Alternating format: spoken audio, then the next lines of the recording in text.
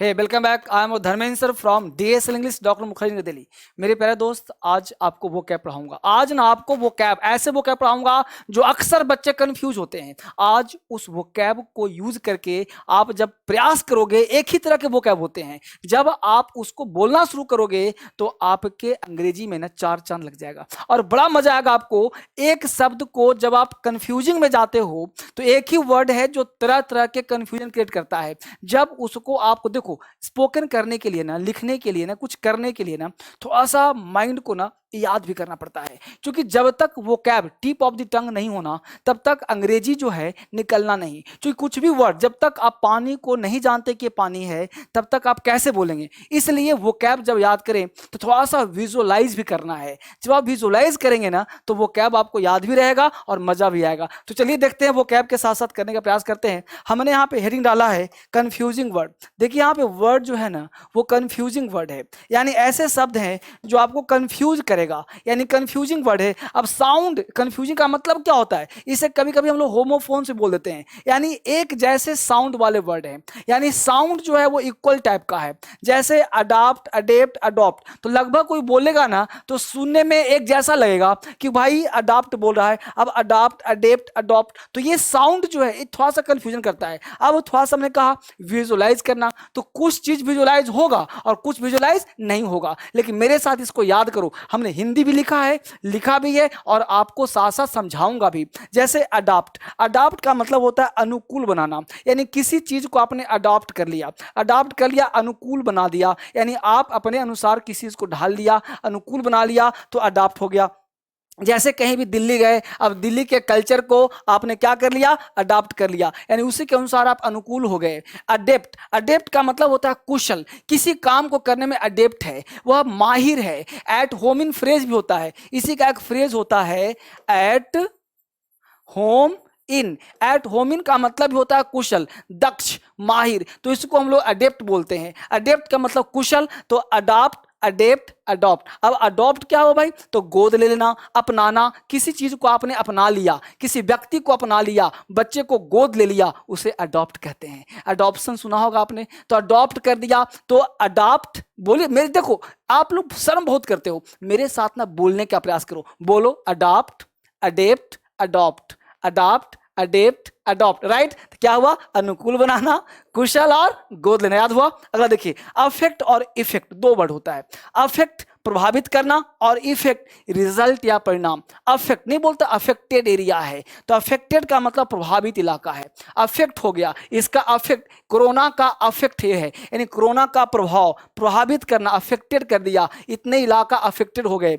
अब इफेक्ट का मतलब परिणाम, इफेक्ट है मतलब रिजल्ट क्या, परिणाम क्या है। जैसे किस चीज का रिजल्ट, इसका इफेक्ट ये होगा कितने लोग मारे जाएंगे, तो इफेक्ट का मतलब हुआ परिणाम और रिजल्ट, तो इफेक्ट कहते हैं परिणाम को। अफेक्ट, अफेक्ट अफेक्टेड एरिया, प्रभावित करना, और इफेक्ट रिजल्ट, परिणाम। बहुत सुंदर। अगला देखते हैं फटाफट।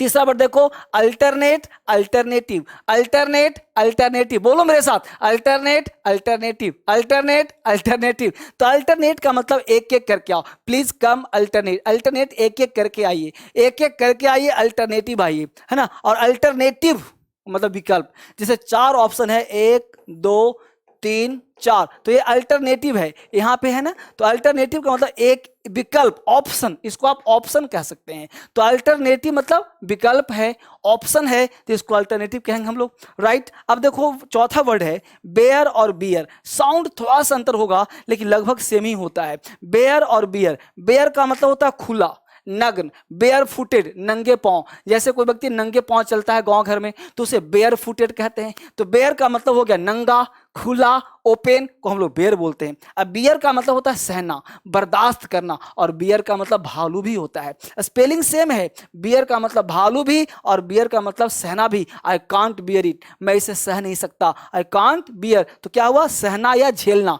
जैसे गर्मी का मौसम में झेल रहे हो तो बियर कहते हैं। बियर का मतलब भालू भी होता है और बेयर का मतलब खुला। ये बेयर है और ये बियर है, बेयर, बियर। तो बेयर का मतलब खुला, नग्न, और बियर का मतलब भालू या सहना, बर्दाश्त करने को बोलते हैं। अगला वर्ड देखो, 5 नंबर है बर्थ, बर्थ। अब बहुत सारे याद करवाऊंगा आज, ऐसे नहीं, फटाफट मेरे साथ देखो। मेरा कहना किताब में तो सब लिखा है, दिमाग में क्या लिखा है? किताब में तो सब लिखा है, यहां पे क्या लिखा है यहीं से तो निकलेगा बाहर। ये नहीं कि बाद में पढ़ लूंगा, अभी की अभी जितना पढ़ाता हूं सब याद कर लो। ये 2 मिनट का काम नहीं है, लगातार याद करते रहिए। देखिए यहां पे बर्थ बर्थ दोनों का साउंड सेम है। इस बर्थ का मतलब हो गया सोने की जगह। जैसे ट्रेन में बोलते हो ना, बर्थ मिला कि नहीं मिला, तो ट्रेन में क्या मिलता है? बर्थ मिलता है। सोने की जगह को हम लोग बर्थ बोलते हैं। तो बर्थ सोने की जगह, बर्थ मिला सोने की जगह पर, बर्थ। और BIRTH बर्थ मतलब जन्म, है ना, बच्चे का बर्थ होता है, जन्म होता है। बर्थ सर्टिफिकेट, अब तुमने स्पेलिंग लिख दिया बर्थ सर्टिफिकेट में BERTH, तो हो गया ना स्पेलिंग मिस्टेक। यही तो, ये स्पेलिंग को सिखाने के लिए भी है, ये आपके पर्सनालिटी को भी इंप्रूव करेगा। कहीं लिखते हो स्पेलिंग मिस्टेक हो जाता है, उसको भी सुधार करेगा। तो बर्थ का मतलब सोने की जगह, और बर्थ का मतलब जन्म, यानी कहाँ बर्थ प्लेस कहाँ है, तो उसका बर्थ स्पेलिंग ये वाला होगा BIRTH। अगला देखो ब्रेक और ब्रेक, नहीं बोलते ब्रेक ठीक करवा लो गाड़ी का, और ब्रेक का स्पेलिंग BREAK कर दिया, हो गया ना गलत। BRAKE, ब्रेक का मतलब ब्रेक, गाड़ी के ब्रेक को हम लोग BRAKE कहते हैं। ब्रेक लगाइए तो BRAKE लगाइए, BRAKE। और इस ब्रेक का मतलब होता है टूटना, डोंट ब्रेक माई हार्ट। तो ब्रेक का मतलब टुकड़े कर देना, तोड़ देना। तो ब्रेक किया, ग्लास ब्रेक हो गया, तो ब्रेक का मतलब तोड़ना, टूट जाना को हम लोग ब्रेक बोलते हैं। साउंड लगभग दोनों का सेम है, ब्रेक ब्रेक, है ना, तो साउंड सेम है। इस तरह से इसको आप याद करते रहिए, दोबारा लिखिए भी, याद भी करिए। मैं ऐसा बार बार बोल रहा हूं ताकि आपको याद हो जाए। अगला देखिए फटाफट, जल्दी जल्दी। ब्राइडल ब्राइडल दोनों में थोड़ा सा अंतर है, BRIDAL है और DLE है। तो ब्राइडल का मतलब बधू, ब्राइडल आपने सुना होगा। तो ब्राइड ग्रूम सुना, नाम सुना होगा ना। तो ब्राइडल का मतलब बधू, बधू का मतलब लड़की जिसकी शादी होती है उसको ब्राइडल बोलते हैं। और ब्राइडल का मतलब घोड़े की लगाम, कंट्रोल करना। अब उल्टा पुल्टा मत सोचो, BRIDLE है ये। इस ब्राइडल का मतलब घोड़े की लगाम, इस लगाम को भी ब्राइडल कहते हैं। स्पेलिंग AL हटा करके एली कर दिया, तो यहाँ हो गया ब्राइडल मतलब घोड़े की लगाम, और इस ब्राइडल का मतलब बधू हो गया। बधू मतलब घर की जो महिलाएं होती हैं, जो इनकी शादियां होती हैं, उनसे बधू कहते हैं, उसे ब्राइडल कहते हैं। और इस ब्राइडल का मतलब घोड़े की लगाम। ब्रेड और ब्रेड देखो स्पेलिंग लगभग थोड़ा सा अलग है, साउंड लगभग सुनने में सेम लगता है। ब्रेड ब्रेड बोलो ना, ब्रेड ब्रेड। इस ब्रेड का मतलब रोटी का टुकड़ा, ब्रेड मतलब डबल रोटी, रोटी को हम लोग ब्रेड बोलते हैं। इस ब्रेड का मतलब होता है लठ, चोटी, फीता को हम लोग ब्रेड बोलते हैं, BRAID। ब्रेड का मतलब लठ, चोटी, फीता को हम लोग ब्रेड बोलते हैं। तो ब्रेड का मतलब रोटी, डबल रोटी को ब्रेड बोलते हैं, और ब्रेड का मतलब लठ या फीता। आपने याद किया होगा। आगे देखिए कैनन, ये तो आपने कई बार सुना भी होगा। कैनन का मतलब तोप, तोप, तोप का नाम सुना होगा। तोप जो पहले आज भी तोप से एक देश दूसरे के क्या करता है, आक्रमण करता है, उसको कैनन बोलते हैं। तो कैनन मतलब क्या होता है, तोप। और एक कैनन यह सिंगल एन वाला है, इसका मतलब सामान्य मापदंड।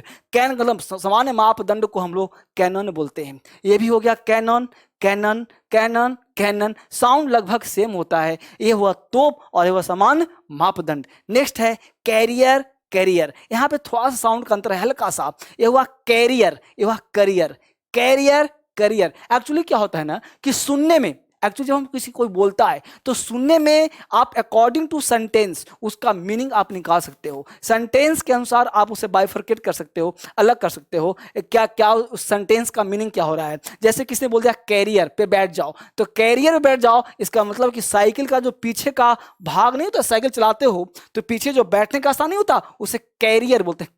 कै का प्रयोग करते हैं, कैरियर। इसका जो आप बोलोगे वो इस तरह से बोलना, कैरियर, कैरियर बोलेगा। और ये जो है ना वो कै नहीं है, करियर है ये, करियर। तो यहाँ पे कैरियर नहीं करियर बोलेंगे, इसका मतलब होता है जीवन, पेशा। करियर तुम्हारा क्या है, यह मेरा करियर है। कैरियर नहीं कह सकते, यह मेरा करियर है, यानी यह मेरा क्या है, पेशा है, जीवन है। मैं पढ़ाना ही, इसमें बोलता हूँ मेरा पढ़ाना ही करियर है, यानी पढ़ाना ही मेरा पेशा है, जीवन है। तो इस तरह से आप बोलोगे carrier career, carrier career. Sound सुनने में लगभग सेम जैसा लगता है, बट थोड़ा थोड़ा सा अंतर होता है, इसको आप फिल करना है और ये बोल चाल में सेंटेंस के अनुसार आपको यूज करना है। इस तरह से आप काम कर सकते हो। आगे देखो 10 नंबर कास्ट और कास्ट। एक्चुअली मैं चाह रहा हूं कि आपको वो कैब भी दूं, स्पीकिंग करने के लिए सिर्फ ग्रामर नहीं, ग्रामर का थोड़ा नॉलेज और वो कैब का ज्यादा नॉलेज, और तब आपको स्पीकिंग ज्यादा बेहतर होगा। कास्ट कास्ट, अब देखो साउंड बिल्कुल सेम है, कास्ट कास्ट। अब थोड़े ये कास्ट इसे बोलते हैं कास्टे, ये कास्टे वास्टे नहीं है, इस कास्ट कास्ट का मतलब फेंकना,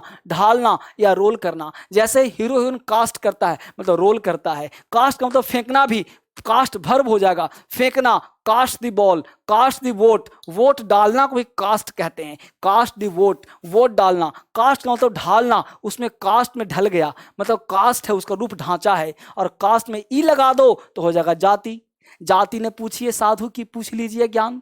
तो कास्ट का मतलब जाति, किस कुल से आते हैं, जाति क्या है। बहुत बिहार या हर हिंदुस्तान में क्या होता है, जाति, ये राजपूत है, ये ब्राह्मण है, ये है, वो दिस है, दैट है। तो क्या हुआ, कास्ट का मतलब जाति। आगे देखिए 11 नंबर, सेलर है, सेलर है, सेलर, ये तीनों का साउंड लगभग इक्वल होता है। तो हमने बोला सेलर, ये जो जेल में तहखाना होता है ना, उस तहखाने को सेलर बोलते हैं। सेलर मतलब तहखाना, तहखाना मतलब क्या, कैदी वगैरह रहते हैं, सेलर हो गया। इस सेल का मतलब नाविक, जो नाव खेता है ना उसे सेलर कहते हैं। और इस सेल का मतलब बेचना, और सेल बेचने वाला हो गया। तो किसी वर्ड में ईयर लगा देते हैं तो हो जाता है बाला बाली। सेलर बेचना, बायर खरीदना, है ना, बाई खरीदना, बायर खरीदने वाला। तो सेल बेचना, सेलर बेचने वाला। समझ पा रहे हो। तो स्पेलिंग में अंतर देखो, CLLAR है सेलर तहखाना, SAILOR सेलर नाविक, ACLLER से बेचने वाला। तो इस तरह से थोड़ा सा याद करना पड़ेगा और ये बहुत इंपॉर्टेंट है, एग्जाम में तो पूछता ही है, साथ ही साथ स्पीकिंग में बहुत सारे बच्चे फंस जाते हैं और वो क्या नहीं आता उनको। आगे देखते हैं फटाफट।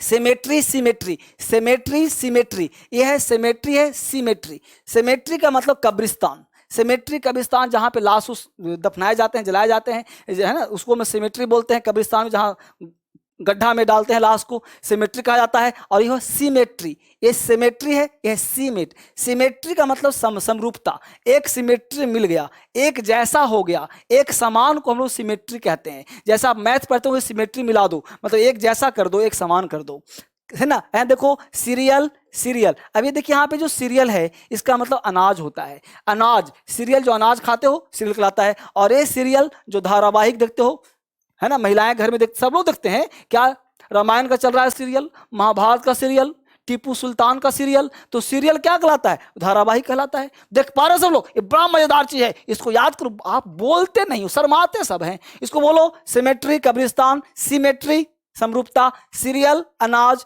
सीरियल धारावाहिक। बहुत सुंदर है। आगे देखो, ये देखो चेस और चेस दोनों का साउंड लगभग सेम है। एक्चुअली क्या है ना, साउंड हल्का सा अंतर होता है, लेकिन वह चेस, वह चेस, है ना। तो ये ध्यान देना आपको। तो चेस, चेस का मतलब पीछा करना, ये बोलते बोलते आपको आएगा। अब ऐसे सुनने में आपको एक जैसा लगेगा। यह चेस का मतलब पीछा करना, किसी को चेस कर रहे हैं, 10 दिन से चेस कर रहे हो, यानी 10 दिन से पीछा कर रहे हो। और यह हुआ चेस, खेलने वाला चेस। इसका मतलब शतरंज का खेल को हम लोग चेस बोलते हैं। नहीं खेलते, चेस खेल लेते हैं, जिसमें बहुत सारे होते हैं, है ना।